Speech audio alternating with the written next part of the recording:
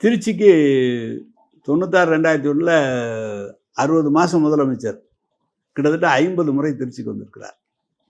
திருச்சிக்கு வருங்கிற போது அங்கே இருக்கிற நிருபர்களை பார்த்து பேசினால் அது செய்தி இந்தியா பூரா போகும் என்று சொல்வார். அப்போது திறமையான நிருபர்கள் இந்துல ராமனரசன் இருந்தார், கோபாலன்னு இந்தியன் எக்ஸ்பிரஸ் இருந்தாங்க. அவங்க 2 பேருக்கு செய்தியாக தெரியாத செய்தியே இல்லை. அவங்க அவ்வளோ தூரம் கேள்வியை கேட்பாங்க, பதில் சொல்லுவாங்க, அவர் தலைவர் சொல்லுவாங்க. அது ஒரு பெரிய இம்பேக்ட். திருச்சிக்கு வந்தால் அவங்களுக்கு இன்னும் சொல்ல போகிறான்னா அது ஒன்றும் மூட நம்பிக்கைன்னு கூட சொல்லலாம். இந்த தொடர்ந்து திமுக வெற்றி பெற்று வருகிறது. அந்த அம்மா சொல்லுது, கலைஞர் எங்கே தங்கியிருக்கிறாரு அப்படின்னா, சங்கம் ஹோட்டலில் தங்கியிருக்காருன்னொன்னே நமக்கு சங்கத்தில் ரூமை போடுனாங்க அந்த அம்மா.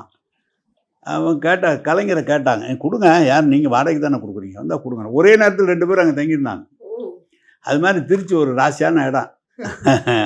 எல்லோரும் அங்கே தான் வருவாங்க, எல்லாம் நிறையா வருவாங்க.